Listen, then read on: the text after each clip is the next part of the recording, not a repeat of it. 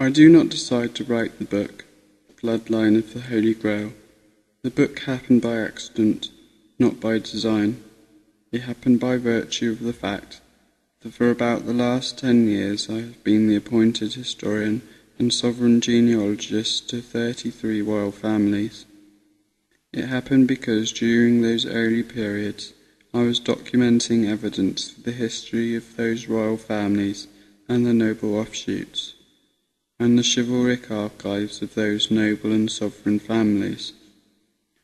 What I was doing was putting together written chronological accounts of things that these families knew the substance of, but did not necessarily know the detail of.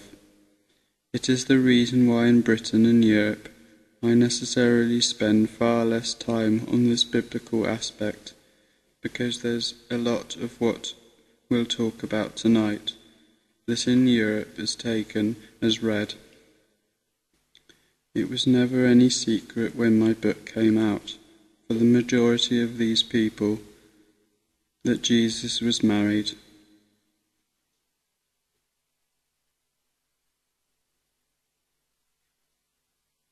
And that Jesus had heirs, because it was written as such in very many family archives, not necessarily just private, but in the open domain. The published papers of Mary, Queen of Scots, talk about it. At length.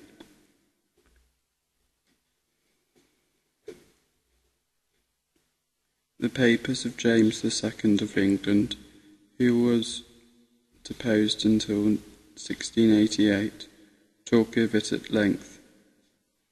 In putting together the detail, generation by generation, of this story, we are actually compiling something for posterity that, at that point in time when I began the work, was locked away in boxes and cupboards, and I was actually in a position where I was presented with things and said, "Look, this says last opened in 1732. So some very, very old documentation, not only last opened in 17 whenever, but actually documented and written down hundreds of years before that. The book happened by accident, over a period of time probably. Looking back now, 10 or 12 years ago, I began this work with separate commissions from separate families, doing work on these genealogies. What happened was they began to converge. It became very apparent, and it took a long time because genealogies have to be done backwards, put together backwards, and constructed backwards. But what was happening was that a triangle from a large top base with numerous family lines was pulling into a point.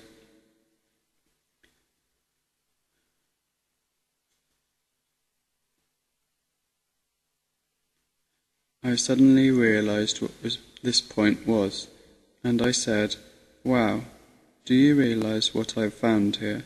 And they said, "Ah, you know the father of so-and-so." And I said, No.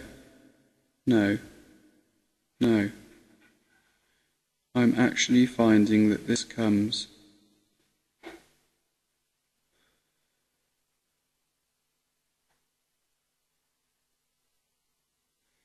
out of the house of Judah in the 1st century. And they said, "Oh yeah, we know all that."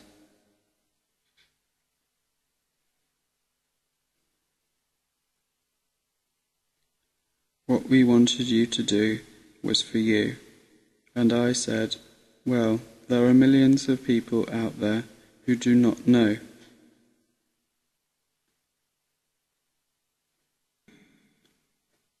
About it. So let's turn this triangle upside down and turn it into a book. So that's how the book happened. On top of that, for the last 6 years, I have been Britain's Grand Prior of the Sacred Kindred of St. Columbia, the royal ecclesiastical seat of the Celtic Church. So I had also access to Celtic church records dating back to AD 37.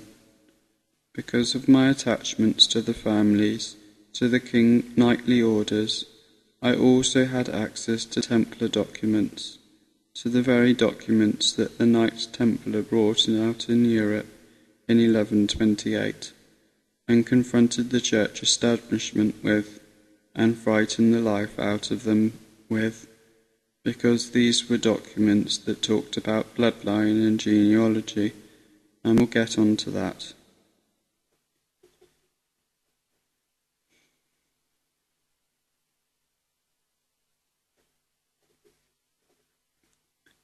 So tonight we're going to embark on a time-honoured quest. Some have called it the ultimate quest. The Christian Church was condemned it as a heresy, and it is, of course, the quest for the Holy Grail. A heresy is described in all dictionaries as an opinion which is contrary to the orthodox dogma of the Christian bishops, and, in this regard, those other quests which comprise much of today's scientific and medical research are equally heretical.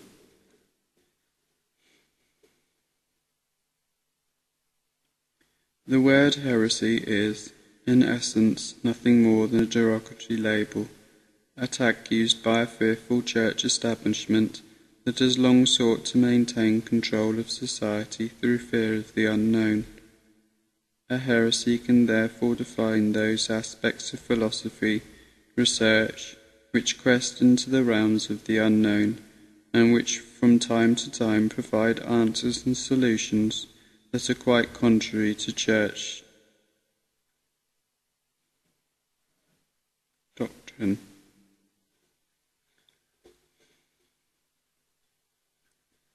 Quests are by their very nature intriguing. History and historical research are enlightening, but the findings from neither are of any use unless there are present-day applications which, like science and medicine, can sow the seeds of a better future. History is no more than recorded experience generally, the experience of its winners.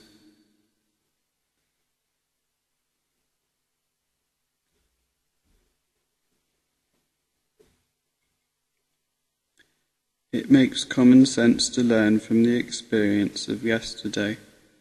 It's that very experience which holds the moral, cultural, political, social keys of tomorrow, and it's in this context that the Holy Grail supports that which we call the Messianic Code. This is the code of social practice instituted by Jesus when he washed his apostles' feet at the Last Supper. It pertains to the obligations of giving and receiving service. It determines that those in positions of elected authority and influence should always be aware of their duties as representatives of society, obligated to serve society, not to presume authority over society.